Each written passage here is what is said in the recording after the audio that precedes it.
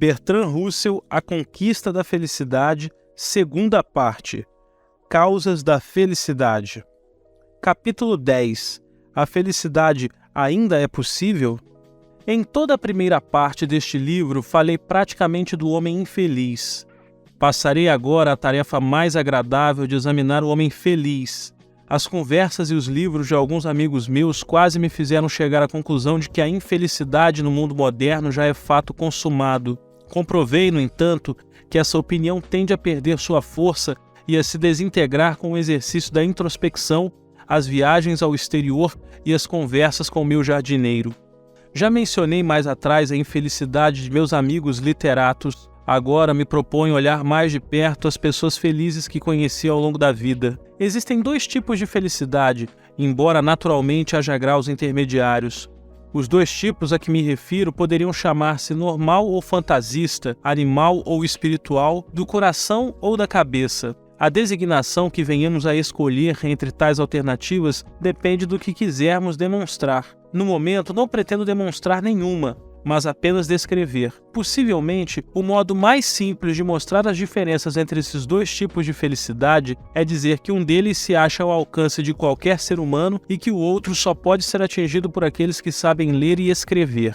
Em criança, conheci um homem imensamente feliz cujo trabalho consistia em cavar poços. Era muito alto e tinha uma musculatura incrível, não sabia ler nem escrever. Quando, em 1885, teve que votar para o parlamento, soube pela primeira vez na vida que existia tal instituição. Sua felicidade não dependia de fontes intelectuais, não se baseava na crença de uma lei natural, na ideia do aperfeiçoamento sem limites da espécie, na propriedade comum dos meios de produção, no triunfo definitivo dos adventistas do sétimo dia. Em suma, em nenhum dos outros credos que os intelectuais julgam necessários para desfrutar da vida. Baseava-se no vigor físico, em ter sempre trabalho e em superar obstáculos não insuperáveis na forma de rocha. A felicidade de meu jardineiro é do mesmo tipo. Está empenhada numa guerra constante contra os coelhos, para os quais reserva as mesmas palavras que os agentes da Scotland Yard se referem aos comunistas. Considera-os sinistros, intrigantes e ferozes e acha que só se pode combatê-los usando uma astúcia igual a deles. Como os heróis dos mitos nórdicos que passavam o dia inteiro empenhados na caça de um javali que matavam à noite, mas que milagrosamente renascia a cada manhã, meu jardineiro pode matar seu inimigo um dia sem o menor temor de que esse tenha desaparecido no dia seguinte. Embora esteja hoje com 70 e tantos anos, trabalha o dia inteiro e pedala 25 quilômetros em sua bicicleta entre a casa e o trabalho, mas sua fonte de alegria é inesgotável e são esses tais coelhos que lhe proporcionam isso. Dirá o leitor que esses prazeres tão simples não se acham ao alcance de pessoas superiores como nós. Que satisfação podemos colher de uma declaração de guerra a criaturas tão sem importância como os coelhos? Tenho para mim que este não é um bom argumento. Um coelho é muito maior que um bacilo da febre amarela e, no entanto, uma pessoa superior pode encontrar a felicidade na guerra contra este último. Há prazeres exatamente semelhantes aos de meu jardineiro em termos de conteúdo emocional, e naturalmente estão ao alcance das pessoas cultas. A diferença marcada pela educação só é percebida nas atividades que permitem obter tais prazeres. O prazer de conseguir algo implica a necessidade de existirem no início dificuldades que nos levem a duvidar da vitória, embora no final quase sempre a alcancemos. Talvez seja esta a principal razão para que uma confiança não excessiva em nossas próprias faculdades seja uma fonte de felicidade. O homem que se subestima é sempre surpreendido por seus êxitos, ao passo que o homem que se superestima não chega a entender muito bem os seus fracassos. O primeiro tipo de surpresa é agradável, o segundo desagradável. Assim, o mais prudente é não sermos excessivamente presumidos, tampouco demasiadamente modestos a ponto de não ousarmos. Entre os setores mais cultos da sociedade, o mais feliz em nossos tempos é o dos homens de ciência. Destes, diversos dos mais eminentes vivem em um plano emocional bem simples, e como seu trabalho lhes propicia uma satisfação profunda, são capazes de encontrar prazer na comida e até no casamento. Os artistas e os literatos consideram indispensável ser infelizes no casamento, mas os homens de ciência, com bastante frequência, continuam sendo capazes de gozar a antiquada felicidade doméstica. A razão para isso é que os componentes superiores de sua inteligência estão inteiramente absortos no trabalho e não conseguem imiscuir-se em regiões onde não têm o que fazer.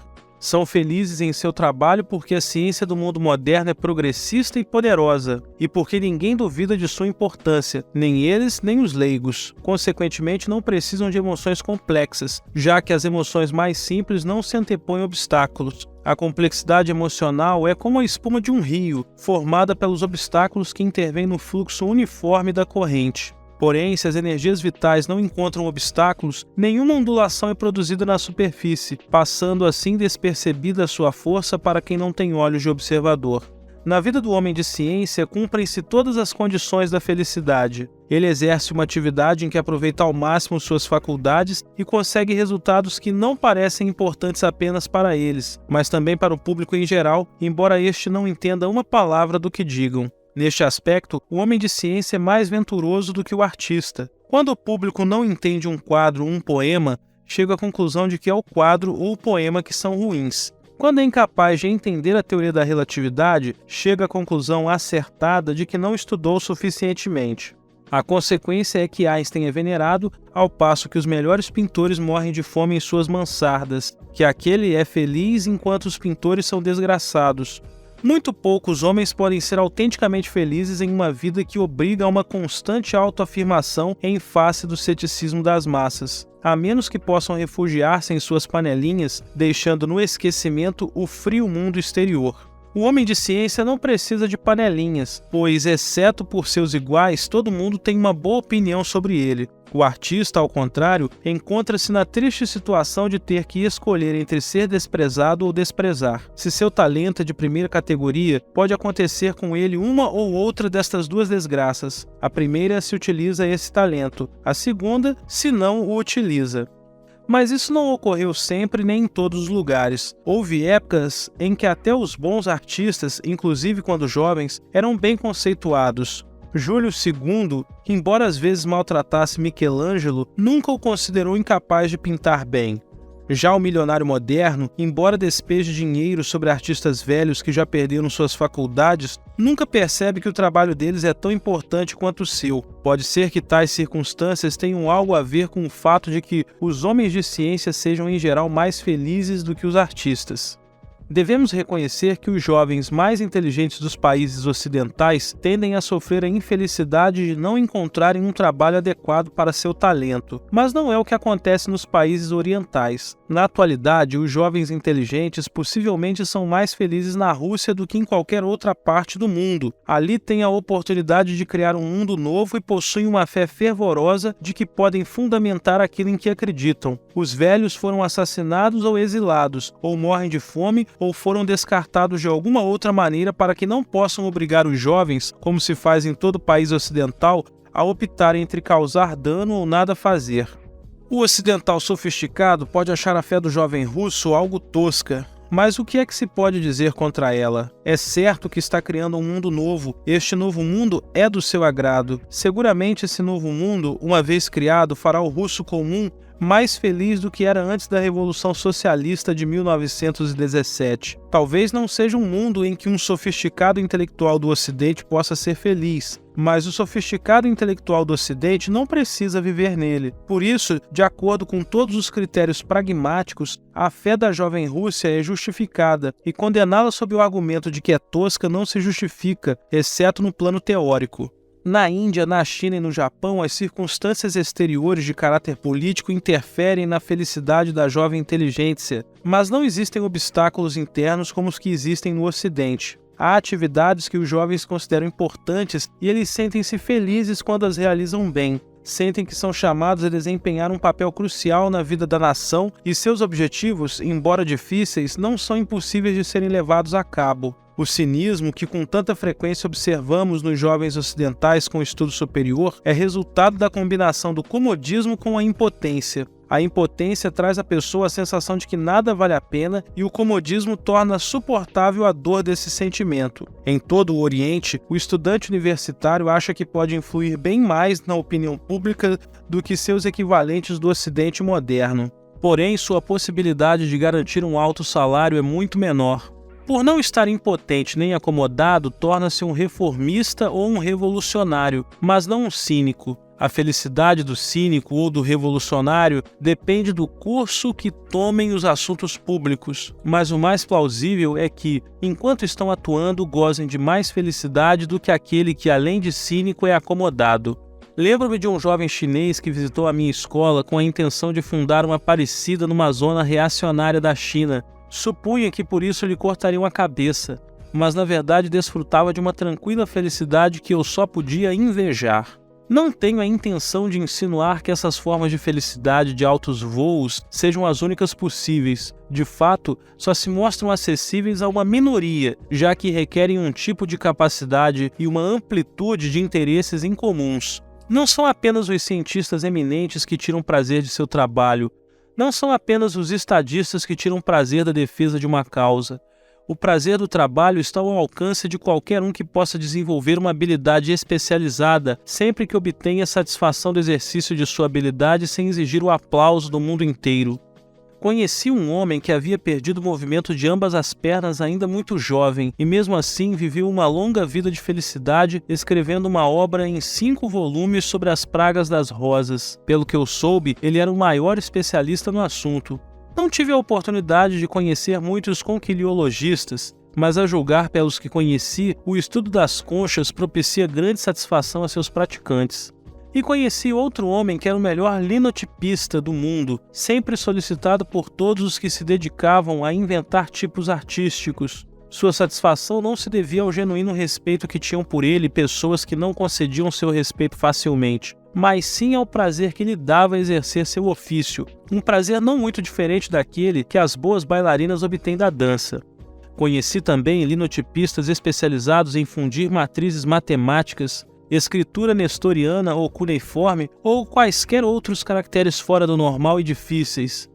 Não cheguei a saber se esses homens eram felizes em sua vida particular, mas nas horas de trabalho seus instintos construtivos viam-se plenamente gratificados. Não raro ouvimos dizer que nesta época de maquinismo há menos oportunidades do que antes para que o artesão se deleite em seu trabalho especializado.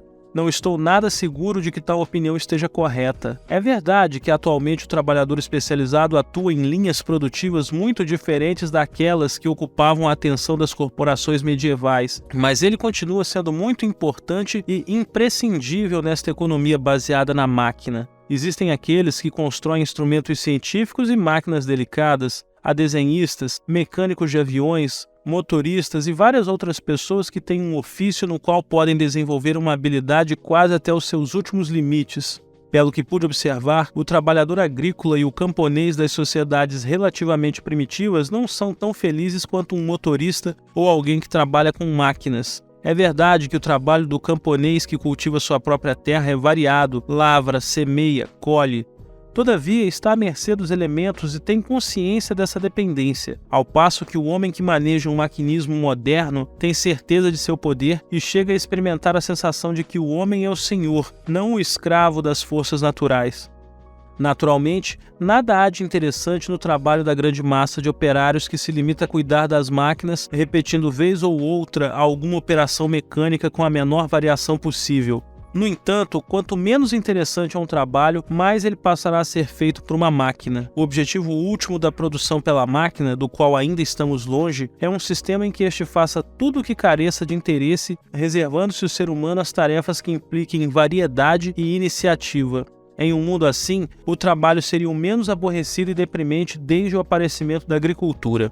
Ao dedicar-se à agricultura, a humanidade resolveu submeter-se à monotonia e ao tédio, com vistas a mitigar o risco de morrer de fome. Quando os homens obtinham seu alimento mediante caça, o trabalho era um imenso prazer, como demonstra o fato de os ricos ainda praticarem esta diversão ancestral por pura distração. Mas, com a introdução da agricultura, a humanidade deu início a um longo período de mediocridade, miséria e loucura, do qual somente agora começa a livrar-se graças à benéfica intervenção das máquinas. Os sentimentais podem ainda falar do contato com a terra e da madura sabedoria dos camponeses filósofos, de Thomas Hardy, mas os jovens, nascidos no campo, não pensam em nada além de encontrarem trabalho nas cidades para escapar à opressão do vento e da chuva e trocar a solidão das escuras noites de inverno pelos ambientes humanos e tranquilizadores das fábricas e dos cinemas. A camaradagem e a cooperação são elementos imprescindíveis à felicidade do homem normal e bem mais fáceis de encontrar na indústria do que na agricultura. Para um grande número de pessoas, acreditar numa causa é uma fonte de felicidade. Não estou pensando apenas nos revolucionários, socialistas, nacionalistas de países oprimidos, algo do gênero. Penso também em outras crenças de natureza mais humilde. Conheci pessoas que acreditavam que os ingleses eram as 10 tribos perdidas de Israel e que quase invariavelmente eram felizes, e a felicidade não tinha limites para os que acreditavam que os ingleses procedem somente das tribos de Efraim e Manassés. Não estou sugerindo que o leitor adote tais crenças, já que não posso pleitear uma felicidade baseada naquilo que para mim é uma crença falsa. Pelo mesmo motivo, não posso exortar o leitor a acreditar que os humanos devem alimentar-se exclusivamente de frutos secos, embora, como tenho observado, esta crença garantisse invariavelmente uma felicidade perfeita. Mas é fácil encontrar uma causa que não seja tão fantástica, e aqueles que sentem um interesse por essa causa terão encontrado ocupação para seu tempo livre e um antídoto infalível contra a sensação de vida vazia.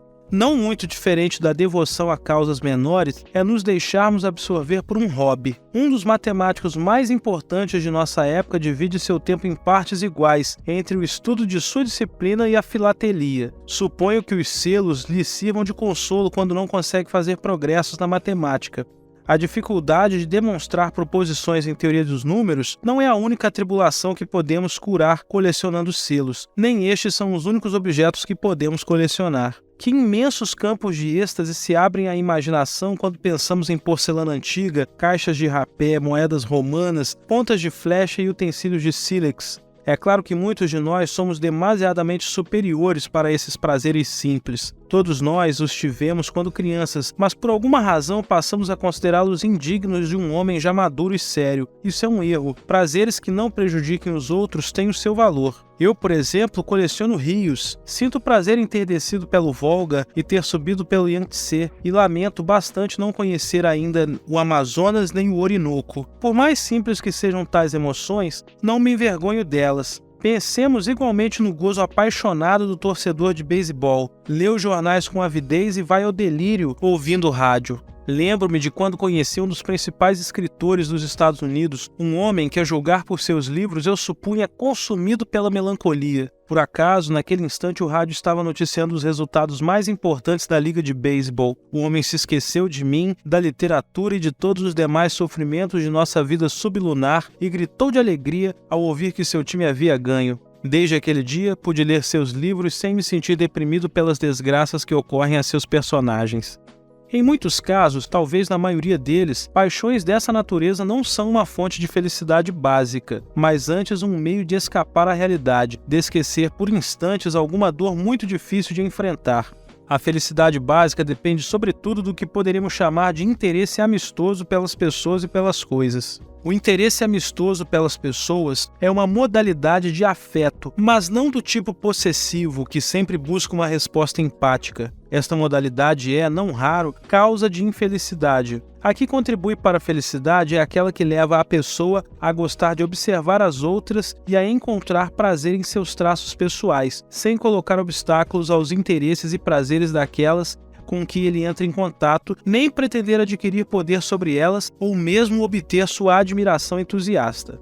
A pessoa com esse tipo de atitude para com os demais será uma fonte de felicidade e uma fonte de amabilidade recíproca. Seu relacionamento com os outros, superficial ou profundo, satisfará seus interesses e seus afetos. Não ficará amargurada com a ingratidão, já que quase nunca a experimentará, e quando for o caso, não a perceberá. As mesmas idiosincrasias que deixariam qualquer outra pessoa nervosa até a exasperação serão para ela uma fonte de serena diversão. Obterá sem esforço resultados que para muitos serão inalcançáveis por mais que se esforcem. Como é feliz em si, será uma companhia agradável e isso, por sua vez, aumentará sua felicidade. Mas tudo tem que ser autêntico, não se deve basear no conceito de sacrifício inspirado pelo sentido do dever.